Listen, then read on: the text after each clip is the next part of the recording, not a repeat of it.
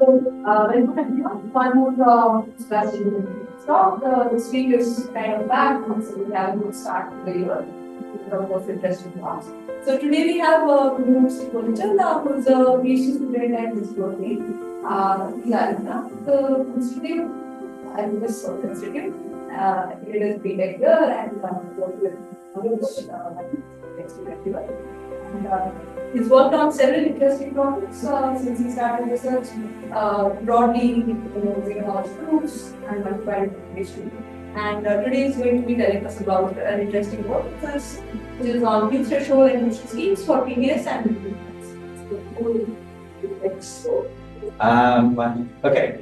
So I'm going to be talking about some new threshold encryption schemes that we designed, mainly with applications in blockchains, but they found some other ones as well. This is based on joint work with Arka, Sanjam, Dimitris, Julien, and Mingyuan. So maybe before I start, has anybody heard of like PBS and Mempool Privacy? Okay.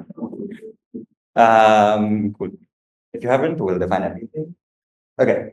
So let me start with the just general life cycle of a transaction on blockchain. So what happens? Users create their transactions. They're going to sign their transaction and essentially send it over to what's known as a mempool.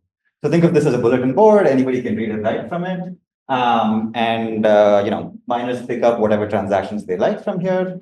And when it's their turn, they're going to create a block and append it to the blockchain. Okay, this is essentially how it works. But what happens if this miner is sort of malicious, right? Note that they have full control over what transactions go into the block and in what order they place them. So, what could happen is imagine this user is trying to trade one token for another, right? This miner can actually launch a clever attack, which is creating these transactions called front-running and back-running transactions, which he's going to place right in front of and right after user's transaction. And what this means is the user would effectively get a worse execution price for their trade, and the difference will be pocketed by the miner. And there's like a lot more complicated strategies as well. But sort of this money you can make is termed as MEV when it comes from blockchains. It was discovered in this 2019 paper that this was widely happening. This happened in the traditional finance world for a long time. People got very upset about it. There was a lot of regulation, but so happens in blockchain world as well. Okay, so apart from worse execution prices, it also makes it really hard to recover. Yes. Or the exchanges, for example. So they also used to like sell essentially like space next to like the ordering server. So they could like front run and see transactions right before they were executed. There's like a book about it and like maybe a movie as well now. So when the block is done by a server, it has to be validated by the majority, right? For it to be confirmed, yes. Again, validation has like various notions on different chains, but you could think of it as just them looking at it and like checking there's a valid block and then signing. But you could also imagine that there's some sort of leader election mechanism, and that's how a miner who proposed the next block is. There must be Ethereum. When you select a block, it has to be validated by its validators or the majority of right? Whether you are assuming that or you are assuming something like a proof of association for each server or an associated server, validation by that is so that. So this is the full blockchain setting where validators in the network do sign off on each block. But the order of the actual transactions of each block is chosen essentially by one person, even on Ethereum. So it has to just be a valid block. And that who gets to choose kind of rotates amongst the validators. Cool. So another issue that shows up is, okay, it's fine. Is that it's very difficult to recover funds from vulnerable smart contracts. So, imagine you have a vulnerable smart contract, you're like a white hat and you're trying to recover the money and give it back to the developer, let's say.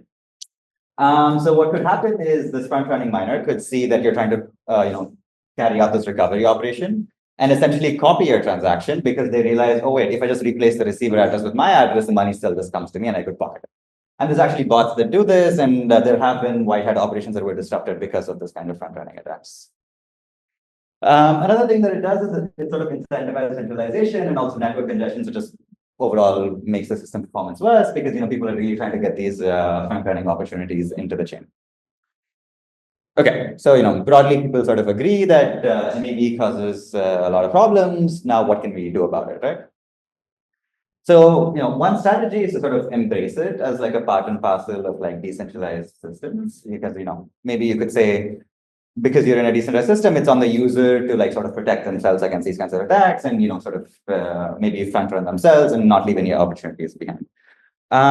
Okay, so sort of one kind of protocol that's become very popular and is actually in production on Ethereum at least is called proposer builder separation. And the idea is to sort of make MEV extraction as easy as possible, right? So essentially what you say is, okay, I'm going to give up on users getting a fair price. I don't care about front running whatsoever. I'm going to just make it as easy as possible for you to front run. But, in an attempt to extract this MEV, I don't want my system's performance to go down. So for example, you still want to maintain things like the same level of PBS. You don't want network congestion because people are trying to spam the network and so on. Okay, so how you do it is you essentially systematize MEV extraction. And there's two roles. The first role is called a builder, who's going to monitor the mempool and essentially build the most profitable block for you, that's it, right? And then there's a separate party called the proposer miner, who's maybe staked some Ethereum and now gets to choose a block to append to the blockchain, right? Whenever it's their turn. Obviously these both roles can be played with the same person, but it helps to think of them as two separate algorithms, let's say. Okay, so how does it work? So that you have these users, they're going to put transactions in the mempool. And then there's these searchers and builders who look for these opportunities, and then they create this really profitable block. And there's this miner, right, who's like, okay, just give me the most profitable block. I'll take a cut of the profits. You can keep a cut of the profits, and then we'll both be happy. That's sort of the agreement between them. Now, one important question to ask is, can this block sort of just be sent over to the miner, right? Any opinions? Yes or no? Whether you can just send over this block to the miner? Yes. No? Do you want to say? So, okay. So the searchers and builders have created this very profitable block by looking at the mempool and they've ordered their transactions, right? Now, of course, they want to append this block to the blockchain, but they don't have the rights or they weren't chosen to append the block. So what they want to do is somehow send over this block to the miner and have the miner append the block to the chain, right? If they send it over, there's probably going to be some issues. Yes, so.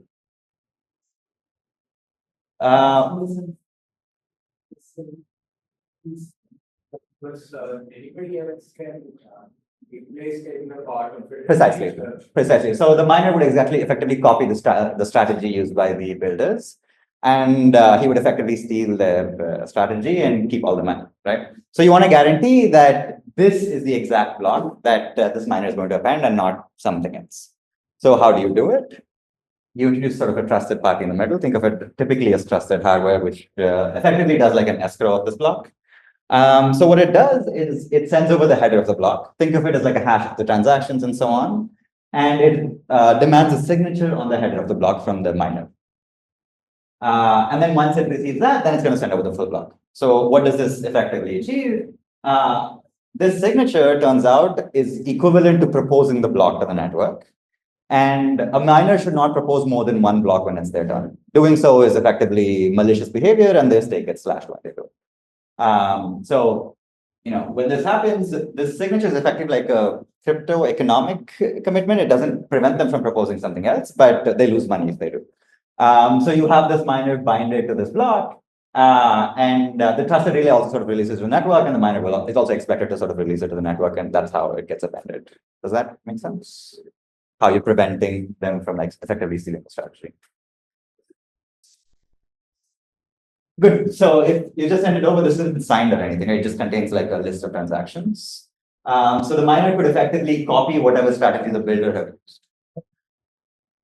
Sorry.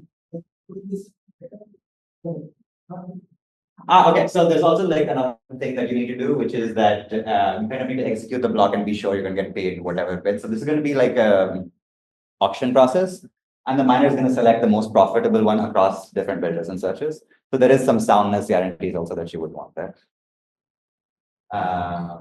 Yeah. But I mean, there's other ways to kind of like remove that, right? Because you could have like a separate smart contract, which maybe does an escrow, which says, okay, if this particular header makes it next to the chain, you get this money and so on. So that part is sort of easy to remove. Yeah, okay.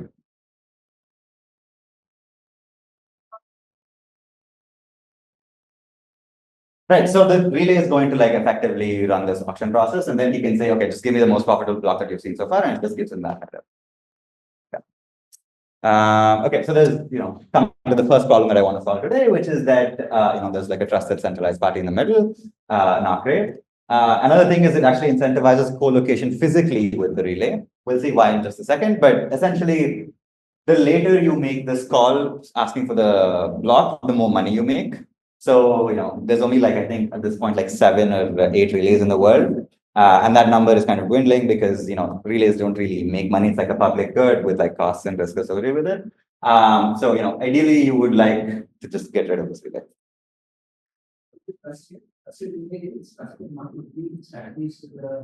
Yeah, so the trusted relay, okay, good. So maybe I can tell you exactly what happens. So the trusted relay is trusted, it's doing something for both sides. So the trusted relay, kind of hides the block up until the point the miner has sent over this cryptoeconomic commitment, and then it releases the block. And the third is the builders are sort of trusted, like it gives effective that protection that you're not going to be able to steal from the suggested builders. And the miner gets the guarantee that he is going to get paid out because the trusted relay effectively executes the block in its head and then says, okay, this is the amount of money you would get from this. Yes. I mean, okay, why would a relay do that? Also, I mean, it could. So again, a relay could be malicious. So we're discussing what semi-honest behavior is. Achha.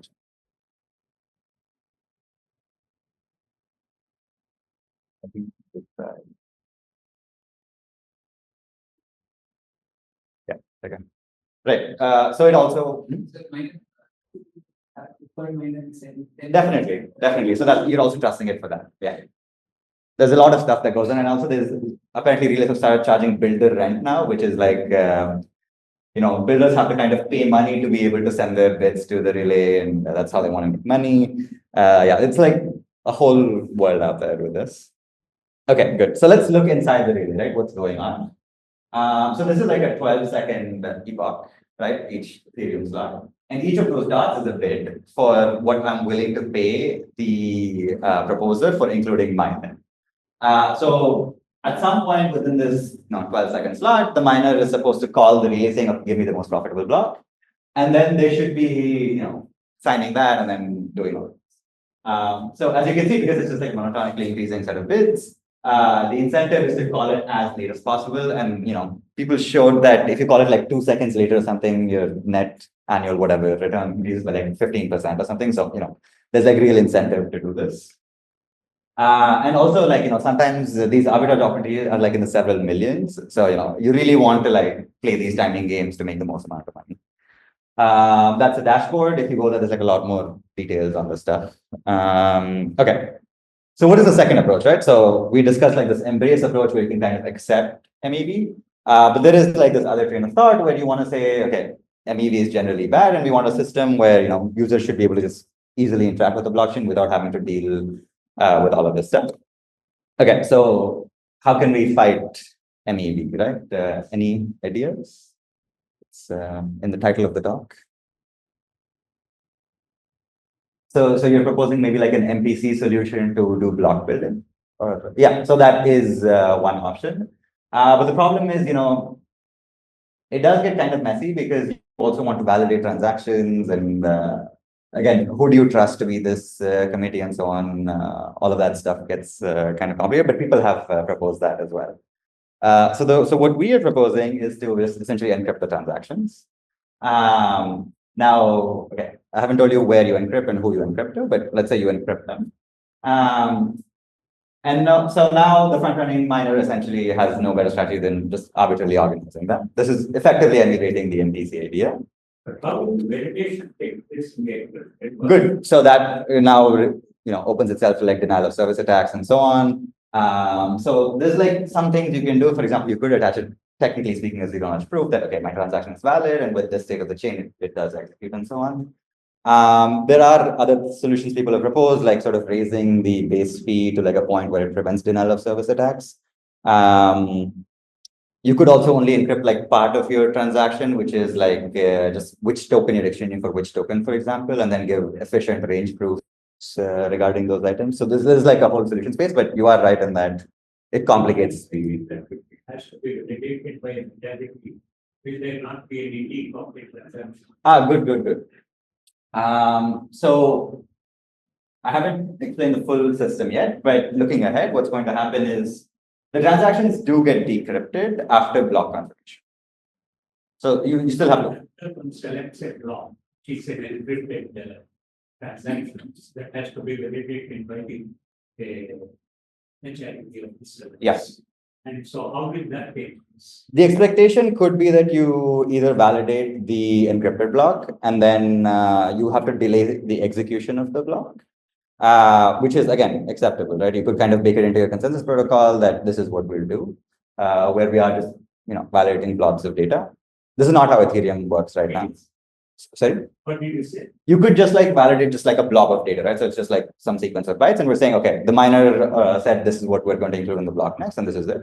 Once you decrypt, everything could technically be garbage, but you kind of account for it through like higher pricing and so on, so it becomes expensive to do these things. But it is sort of like an open question again. How do you design those mechanisms to figure this stuff out? Okay, so good. So now, who did we encrypt to, and like sort of who decrypts this, right? So you could say effectively like some sort of committee that comes in. There's like some sort of trust assumption about the maximum number of corruptions in this. So you could say any T out of N parties can decrypt, and fewer than T parties then nothing. In my opinion, this is kind of like cheating, because you just assume that there was a committee. Like, who is this committee going to be? Is it just like 10 of your friends? Like, who is it going to be? So important questions to ask is how is this committee chosen? And how often does the committee change, right? Because there's like, in typical threshold encryption schemes, there's like setup procedures that have to happen at the beginning of the protocol. And if these committees change too often, it becomes very difficult to like kind of run them over and over again.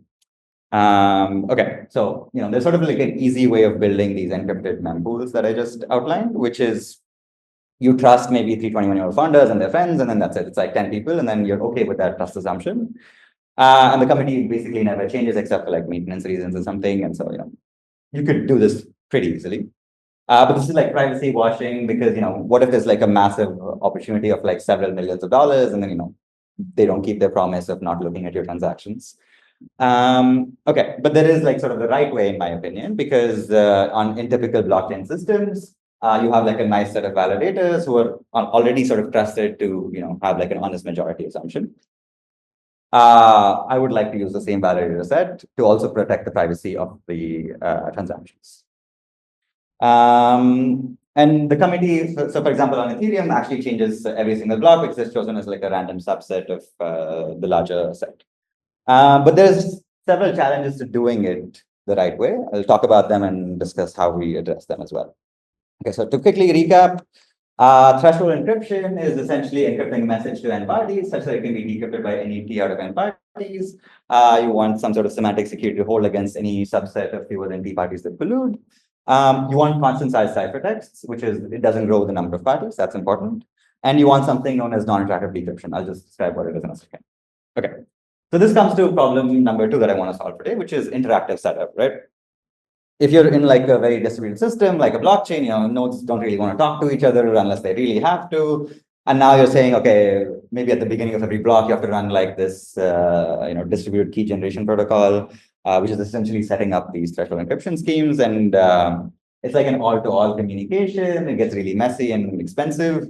And if the committee changes, you have to do it all over again. So, having this interactive setup is sort of just not really reasonable, because currently validators just come online, look at their block, sign it, and then go offline, right? So they don't really have to run protocols with anyone. Okay. But so then in threshold encryption, you just encrypt. There's like a public key. You get constant size ciphertexts. And then when you decrypt, parties are going to compute a local function of their ciphertext and their secret key. So they don't have to talk to anybody else to decrypt. And just given enough of these packet decryptions, anyone can sort of aggregate them and to recover the message. That's these are what I would like from essentially any scheme.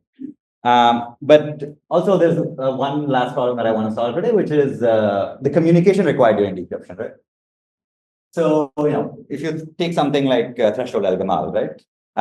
If you have, let's say, a committee of n parties and they want to decrypt a block with b transactions, the block has b transactions, right? So what is the size of the key material that you need to decrypt? It's order n times b, because essentially each party needs to speak once per transaction. Does that make sense? So yeah, if you run the numbers concretely, it turns out the key material itself is actually much larger than the block size. And because this key material also has to propagate throughout the network, it's going to slow down your block times by massively. So we did some estimates, and it was like it blows up from like seconds to like tens of minutes. So again, this is also like an issue we need to solve. Cool. Okay, so let's recap the problem. So we said MEV is the problem. One solution is PBS, which was embracing it, but solves like your system performance issues. And here we wanted to remove the trusted relay. And if you wanted to actually fight MEV, we said, okay, encrypted mempools seem like a viable choice. But they're sort of difficult to decentralize because of the interactive setup procedure involved. And there's also a lot of communication required for decryption, right? Okay, so for the rest of the talk, I'm going to essentially introduce some new threshold encryption schemes which solves these problems. So the users would encrypt the transaction and place it in the mempool. Yes. And the expectation is that setting up these committees would be easy. And also the communication that they use to decrypt the final block would be small. That's what we would like. Again, if you just use something like threshold or Gamal, you can technically do these things, but it doesn't quite work in practice. Okay. Any other questions? Good. Okay. So the first one that I want to introduce is silent threshold encryption. So again, recall we had this interactive setup phase for threshold encryption, which is pretty much any threshold encryption scheme that you take, because the sort of the recipe is you do like Shami secret sharing of a random secret, and then you exploit linear homomorphism to be able to like decrypt messages. Okay, so we're going to get rid of this. And instead, what we're going to do is assume a CRS and allow users to sample their public keys essentially independently of each other, right? And then they're just going to post it to like some sort of PKI, which sort of already exists on most blockchains already, because you have to keep track of who has how much stake and so on anyway. And then they're going to disappear. So everybody knows the CRS. The public key is kind of like a function of the CRS. Yeah. But the CRS is not going to be very big. It's going to be like, it's only going to grow with the size of the maximum committee that you want to support. So it's like, let's say 512 group elements or something like that. That's the rough size. Oh, right. Okay, yes. Sorry. So CRS is like a common reference string. So think of it as like a structured set of group elements. So they don't have like a uniform distribution. So what this means is you need like some sort of trusted party to set this up for you. But this kind of stuff has become quite common on blockchains these days because a lot of these proof systems have been using these, and they've been able to carry out like massively decentralized protocols with like millions of contributions to sort of set up these CRSs. So what I mean by millions of contributions is like you can kind of do it in like a sequential ordering where you have like 1 million people lined up contributing randomness to the CRS. And as long as at least one person deleted the randomness, you can be sure that the overall protocol will be secure. There are like some nice CRSs like that. So, I mean, maybe you've seen these things before, but it's like the powers of tau CRS, which is like also used in KCG, polynomial commitments, and so on. But yeah, you don't really need to know that for the talk. Okay. Good. So now, there's like a bunch of people, they've all published their public keys. What I would like is to just download these public keys and compute like some sort of public key for the committee. And this aggregation function is going to be deterministic. I don't need any randomness. I don't need to know the secret keys or anything, right? So also this public key is going to be constant size, but you can relax that as well. And as usual, in threshold, just like in threshold encryption, the user comes in, encrypts their message, constant size ciphertext, and you again want non-interactive decryption. So that's what I would like to build. Okay. So let me tell you that the scheme is actually practical, and then towards the end of the talk, I'll show you how to build this. So one caveat that I would like to mention is now the size of the public key of each party grows with the maximum committee size that you want to support. So the PKI would be like number of users times the maximum committee size. So it's like roughly quadratic. But in practice, even for like a committee size of 1024, which is what you would typically do in practice for these systems, the public key size is like 50 kilobytes, which you could think of it as like a profile picture, right? It's not massive. Okay, good. Yes. So you just register with the PKI and that's it. You can be used into as many committees as you want and so on. So it's not that bad. Because previously you would need O of n square communication every single time. So it's not like, you're saving that much just by sticking to that. They can use the same setup. Exactly. You can just use the same PKI and you just download them and you run this aggregation function. That's it. So you just download whatever set of public keys you want. No, I mean, okay, you can talk about things like forward security and so on. But if you don't want to think about any of that stuff, it's just And at some point, I mean, if you don't care about forward security, you don't have to do it. Yeah. Okay, good. So the ciphertext is also like quite small. It's like 768 bytes plus the size of your message if you're doing like a hybrid public encryption. Yeah, so you can just extend that aggregation function, right? Yeah, so you can add and remove very easy. Like it's all like local, so you just need to download that public keys. That's sort of the pitch here. Yeah. So good. So the hope is that you decrypt only after block confirmation, so the ordering of the transaction is fixed. So you could do other stuff in the next block, but that's kind of, let's say we accept it. So yeah. Yes. Again, there are like hacky ways around it. Like you could imagine being inside like a smart contract and doing things again. If you want to use the entire validator set, you kind of need to change them a little bit. But for now, let's think about how you would remove the trusted relay. So this is like the embrace approach.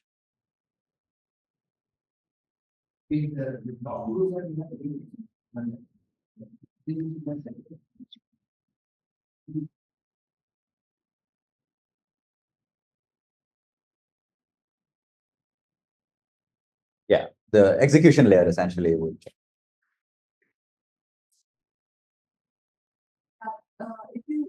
The earlier issue was the miner could do whatever, right? You just send across the block, or the miner could modify things, do anything. That can still happen on top of the ciphertext. Good. So you can put whatever order you want the ciphertext in. So that is still true. So you could technically put in your transaction on top. There are other works which do like fair ordering as well. That's orthogonal, but for now, This allows you can still control the order of them, but you're ordering them based on encrypted material. So, okay, how much? So it does prevent something clearly. You might also want to demand fair ordering. And that one's like kind of tricky, right? Because now you have to like, what is the definition of fair ordering? Is it like something random, or is it like, okay, in the order in which they came in, but then who keeps track of that? So you need like a committee, and like, again, you can combine both that protocol with this as well in sort of like a modular way, but yeah.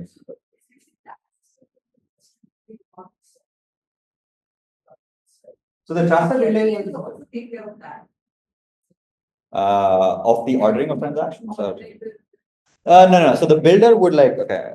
So the builder over here decides the order as well. So they send the entire block to the relay with the promise of paying the miner some amount of money. The miner is going to say, okay, I'm going to pick the most profitable one, and that's what I'm going to use. So the ordering itself, currently is still fully in the control of the builder. And also I'm currently in like the embrace approach where we're embracing MEV and we're saying, okay, it's part of the system. What I wanted to do is just remove this guy, which is like kind of this running this auction in the middle. Does that make sense? So you have a proposal builder separation. That is, if it is removed, like minor also can be anyone, it is a problem right now. I don't think I understand. If you don't separate the builder and the miner, then there would be a problem. No. So the reason I separated the builders and the miners is just like a conceptual thing. Technically, one party could be both players. So you should think of builders as just these bots that are running and looking at the mempool for good opportunities and creating these blocks. And then they just want to get their block included. They have no control over who the miner is, and miners who are sort of these parties who have staked Ethereum are willing to like accept these blocks in exchange for some cut of the profits. Is that? No, builders. So okay, good. So there's like two solutions. So maybe I should clarify. So there's like the embrace approach, which is PBS. There's the fight it approach, which is encrypted mempools. So in the embrace approach, we're embracing MEV. We want to extract it as fast as possible. So builders still, build the most profitable block. What I would just like to do is remove this trusted relay right now.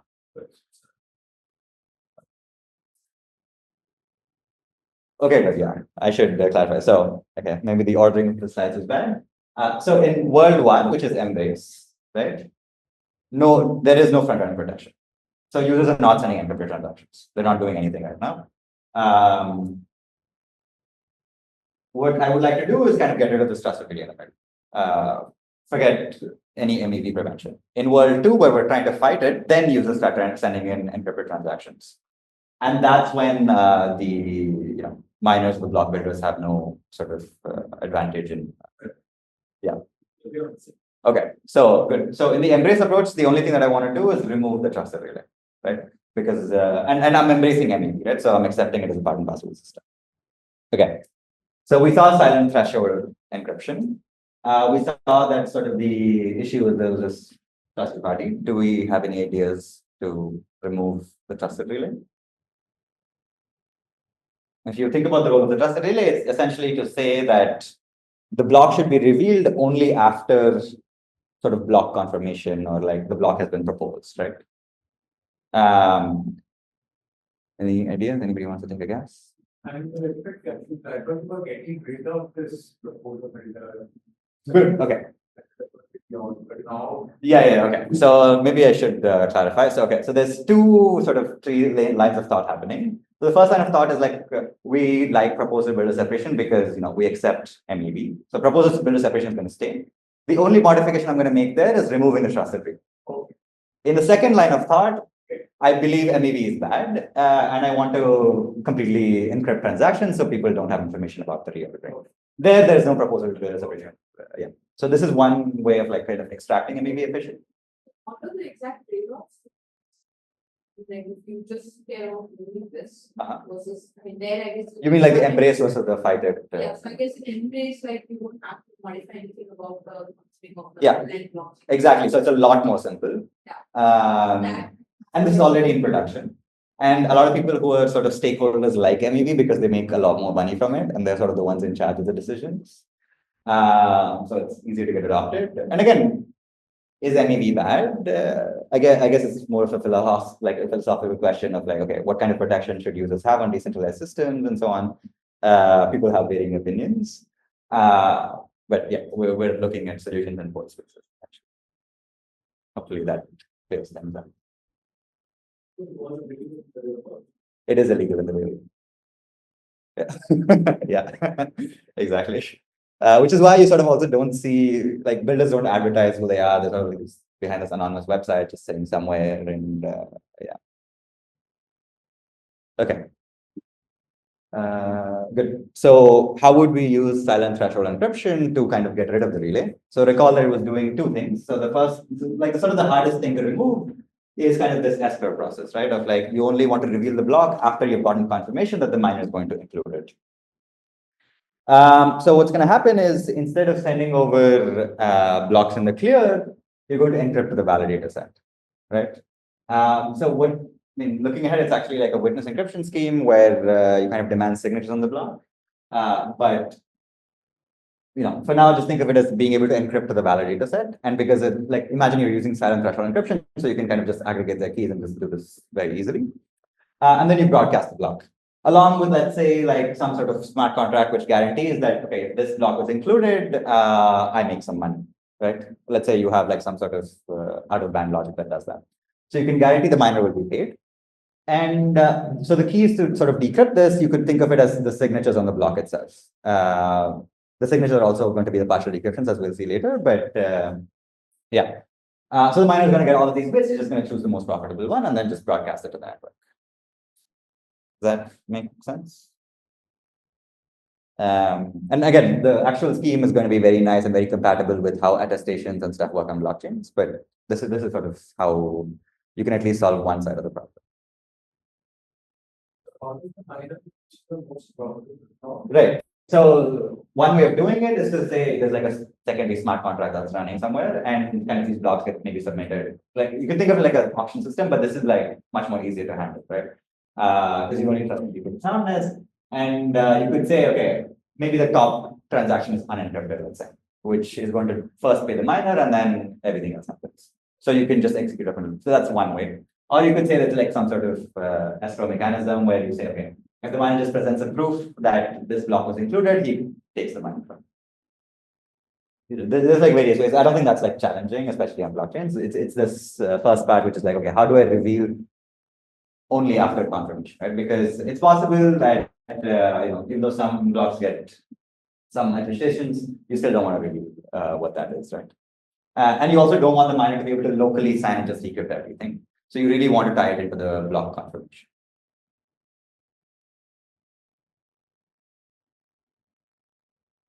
Right, then I mean, there's nothing to do, right? Like, who's he stealing money from? And he could just propose the block as usual, right? So miners do act as builders a lot of the times. Good. So now the responsibility is sort of on the builder. You can make slight changes to the Ethereum protocol to say, okay, so you could solve this. Suppose a builder is the one who is trying to double spend, is incentivized by some other third party, and he included that transaction and decrypt that transaction. Now the miner has no idea whether this right. So that would be taken care of by the execution layer logic, right? So imagine you did append a block, and now there's like a double spend transaction. So the second transaction would just not be executed by the execution consensus protocol, right? So it's technically encrypted, but like once it's confirmed, you can imagine the signatures are going to be used to decrypt. And that's going to allow you to effectively then execute the state and then update your state. But then you would update in such a way, accounting for like this double spending transactions, right? Or you could even disregard the whole block if it's garbage, and then the miner would lose out on the money. And then miner would say, okay, I'm not going to accept blocks from this builder anymore. So you could also have like some kind of reputation system, which kind of already exists between the miners and the builders. So there's like various ways you could solve that, but yeah.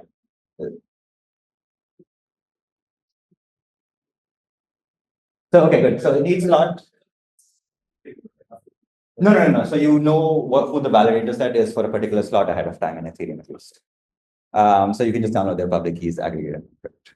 So what happens if the voting takes place? Good. Yeah. And then how would you read this? Yeah. So there can be block reorgs where you kind of get confirm or some amount of partial confirmation, and then you go back. Then the privacy of the block is sort of take a hard fork. So there are like so post rule or this whatever the Casper rule, if you good, yeah. Then you will get into a problem because in Ethereum, because of the time it goes on changing, etc. Exactly. So in the short term, it's possible that there is one chain that's also self-building, and then those blocks do lose privacy. And on the other, and then eventually that gets reorged out, and then you have. But then you can go to Russia before you will see the. Yeah. You're right. I could have used it, but you are double spend. Yeah. So this is sort of like an issue. So again, how do you handle block reorgs is kind of like an open question. But this, kind of happens even without like any of this, right? So imagine you were just in the clear. I'm not sure what a proof of association means. You associate some servers to be the validators for each of the server. And then if you throw consensus works for whatever number of values that works, then based upon that, that this may work because it's almost like a deterministic, this one linear clock. Like even I see. provides almost a deterministic. But there could be reorgs. Almost deterministic papers. So Algorand might. Algorand, if you are almost deterministic, then it works. Working Ethereum, it gives a problems now here. So the problem would be that you lose privacy of the block, but then the block, there's like a different block that gets appended, right? That's essentially the issue, right? If I understand correctly. Yeah, can't be consent because it has to be big. Yeah, so that happens even without this encrypted stuff, right? Because what would happen is, imagine your block gets appended, so you did reveal the block.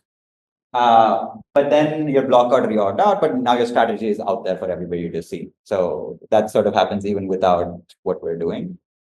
You would probably have to. Let's be read I guess, for the blockchain. So one question here, so where is the encryption from the So the builder is going to encrypt stuff. the users don't. The users don't get anything. But then the builders could still do some ambiguous. I'm embracing ambiguity right now. I'm saying, Oh, yeah. yeah. So I'm saying builders should go all out on it. Yeah. So I'm saying builders should, go wild with MEV. Okay, so there's also a nice improvement here, which is instead of 3 rounds of interaction, we only have 1 round now. So you're also reducing the latency there. So you remove the relay and you got some nice efficiency gains. Okay, so how do we build practical encrypted mempools? So the next threshold encryption scheme that I want to introduce is batched threshold encryption. I don't think I have a lot of time, but okay, let's see. So in standard schemes, the key material to decrypt is like order n times b. We designed a scheme where the key material to decrypt is order n. So you kind of like specify, okay, decrypt this entire block of b transactions using like a constant sized message. Does that make sense? No, it's all going to be computational then. The block of B transactions. So imagine you have B ciphertexts and you want to decrypt them all.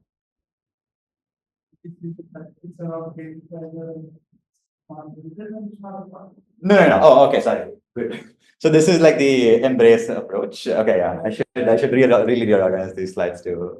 Yeah. So they're created by individual parties, and now that's why it's more challenging, right? Does that make sense? The goal. You have like B different parties creating B different ciphertexts. Now you want to be able to decrypt them all with succinct communication. Okay. So performance again, practical. So imagine you had, I haven't told you how I build these threshold encryption schemes, but imagine you had this primitive of batch threshold encryption. Also, another thing to mention is currently the batch threshold encryption paper that's out requires an interactive setup. But we have some ongoing work which kind of combines it with silent threshold encryption. So you get like silent batch threshold encryption. So you could imagine encrypting to the validator set and then they kind of decrypt the batch transactions. Okay, good. So yeah, so how do you do this? So instead of there's no builders or anything right now. It's just users who encrypt the transactions, and then once the block is built, this committee can kind of come in and then decrypt this entire block with succinct communication. Yeah. So exactly. So currently, the paper that's out requires interactive setup, but we have some ongoing work which combines it with silent threshold encryption, and so then you won't have a setup. But the thing is, there's some chains, for example, like safety first chains, like, for example, there's this new one coming out called Monad, and they were really interested in this. And the idea is that, they want really fast execution times and like very fast block times, something like in the order of 1 second. For that, they're willing to compromise on the size of the validator set. So on Ethereum, there's something like 1 million. They're saying, okay, we only want like 350. And, they have like very large requirements for them. And they said, okay, we're only going to change the committee once a day. So then in that case, maybe the DKG is acceptable, right? But the decryption communication is still important. So again, there's like various solutions in the space based on what your chain is doing and so on. The hardest thing obviously is to build it for something like Ethereum, where you don't want a DKG at all, and you want to reduce the communication. Does that make sense?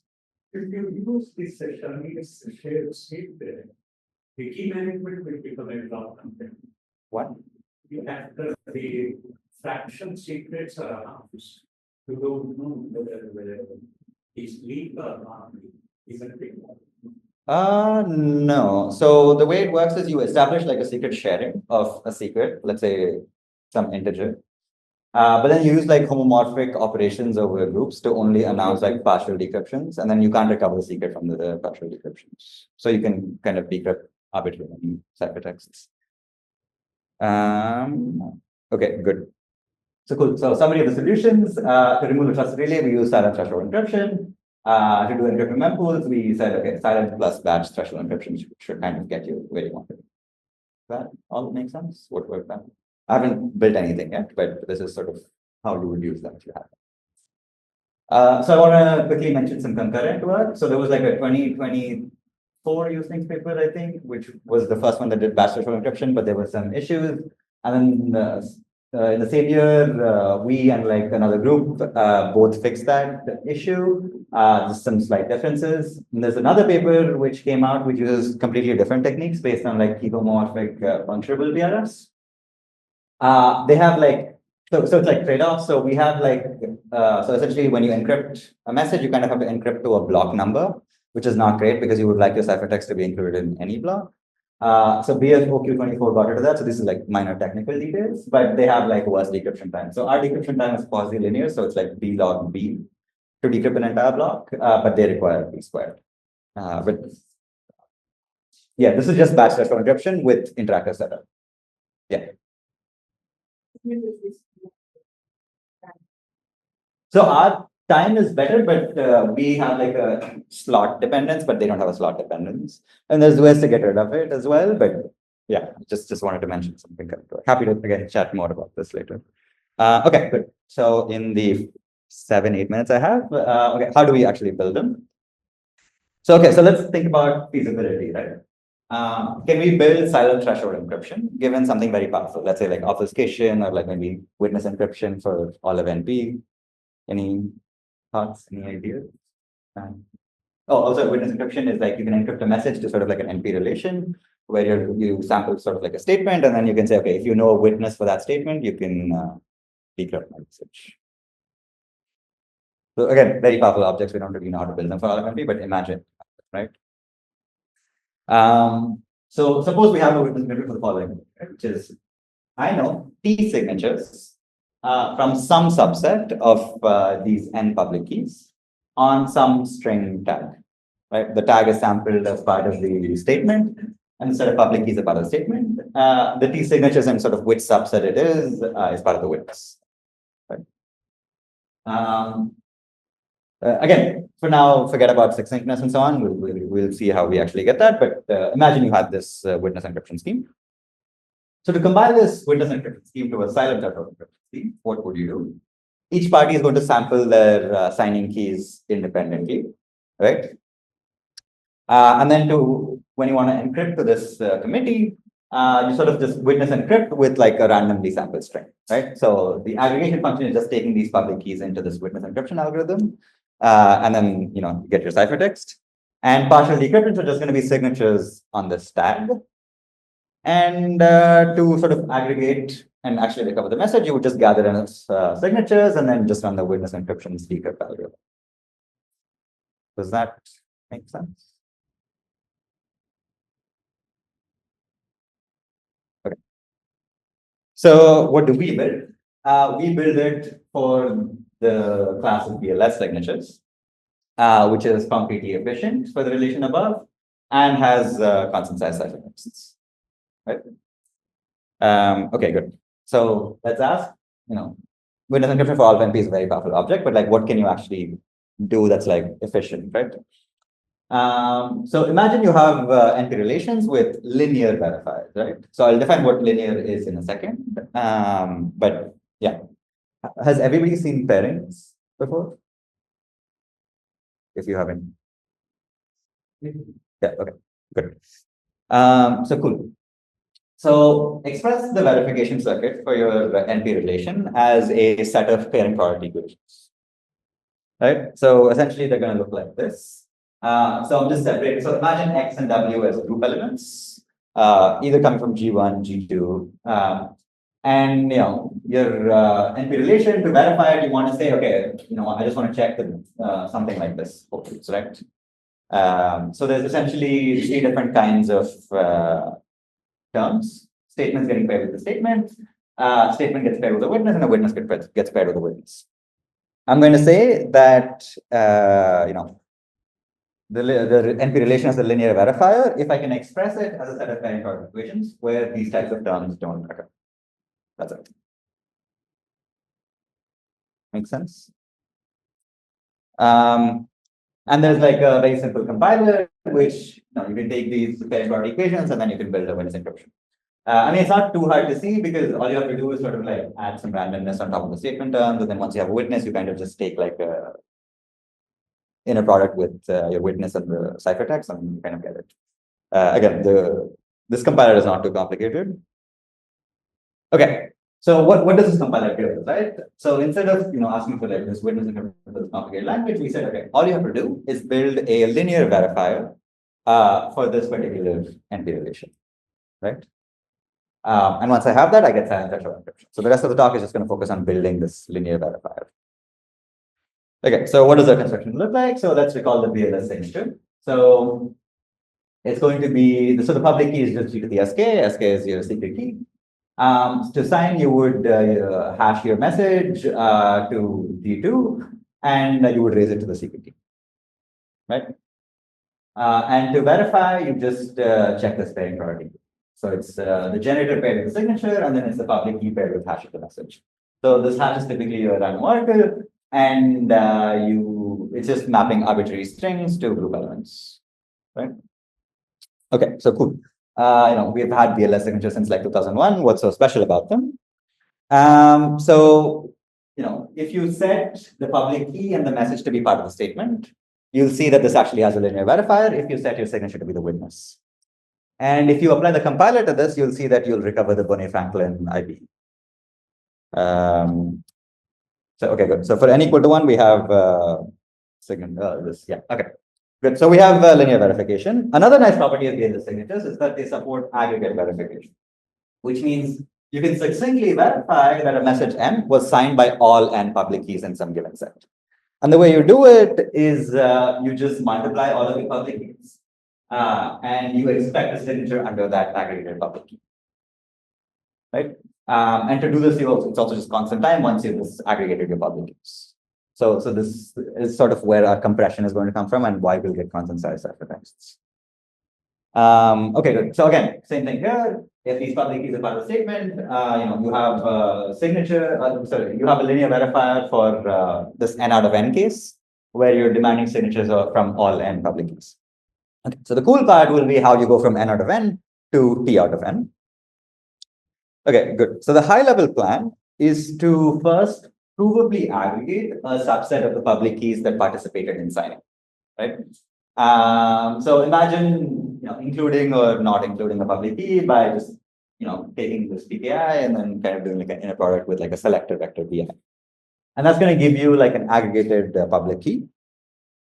And then you just verify the signature under this aggregated public, right? So again, think of red terms as witness variables and the blue ones as the statement. And again, so you keep the linearity once you verify the aggregate public key. Now, what I need to do is generate a set of pairing priority equations that convince you that I aggregated these public keys correctly, right? So what that means is I only aggregated these terms and I aggregated sufficiently many public keys, like T out of n. Good. So to do that, I'm going to introduce something called the univariate sum check. People might have seen the multivariate sum check. But essentially, it's something very similar. So if you have two polynomials f of x and h of x, I want to convince you that summation of f of I times h of I equals some little s, where I is points on some domain h. Right? So it turns out to do this, it's sufficient to show that there exists two polynomials, q1 of x and q2 of x, such that this relation is satisfied. So zh of x is the vanishing polynomial on the domain h. Yeah, little s is going to be the sum. So I've labeled these things in red and blue because they're sort of going to play the role of like witness and statement variables eventually when I compile things out. And you also have some degree checks. But the nice part about this thing is if you sort of take like a powers of tau CRS, you can kind of test this polynomial identity at a random point in sort of place in the CRS using a pairing check. And if you sort of stare at it, you'll see that this, again, pairing product equation is linear. So you can kind of encode checking like this univariate sum check into like a linear pairing product equation. Okay, good. So, we have sum check. How do we actually aggregate the public keys? So imagine interpolating the secret keys into a polynomial. And you have like a selector polynomial to say, okay, who signed and who sort of didn't sign, right? So all you have to do is run the sum check protocol on sk of x times the selector polynomial b of x. And if you do that, you'll see that the aggregated secret key pops out. And then, if you just put everything in the exponent and check via pairings, the aggregated public key is going to pop out for the subset that's signed. And again, everything's going to be linear. But there's like some caveats here. So sort of to do this, you require some additional terms, not just the public key. And that's why the public keys sort of blow up. So it's like a powers of tau thing, and then you kind of raise the powers of tau to your secret key as well, and those terms are going to allow you to compute these quotient polynomials. But yeah, so technical details aside, you essentially run the univariate sum check to kind of prove that you aggregated correctly. Okay, good. Yeah, so we saw that the signature verification was linear, the univariate sum check could also be linear, and then you kind of have to prove that sufficiently many public keys are aggregated. This is sort of just showing that B of X has sufficiently many non-zero points, which can kind of be reduced to a degree check using something like short-simple. Yeah, and then at the end of this, you can just compile it out to a witness encryption scheme. I mean, there's like, a lot more subtle details involved, but yeah, essentially you can do that and get, silent threshold encryption eventually. So before I conclude, I just want to mention quickly some open questions. So currently everything was just, each party has equal weight. Something we would like to support, because this is sort of very prominent in blockchains, because different parties have different stakes. So you would like to support some sort of weighted silent/batch threshold encryption schemes, where it's doing better than something like virtualization. We would also like some sort of trace tracing, because the big concern on blockchains is if parties collude and they're sort of like decrypting transactions behind the doors, right? So you don't even know that they're colluding. What could you do? So data tracing kind of attempts to solve this by saying, oh, imagine you had like some program with like secret keys embedded inside it. Can you figure out who those parties were? And also reducing the size of the public keys in silent threshold encryption would be nice, because currently it goes with the maximum size of the committee, or maybe even proving a lower bound, saying it's not really possible. It would be nice. But yeah, thank you. This is just some papers, and we also have some blog posts highlighting the ideas of like removing the relay and these new threshold encryptions. But yeah, thanks.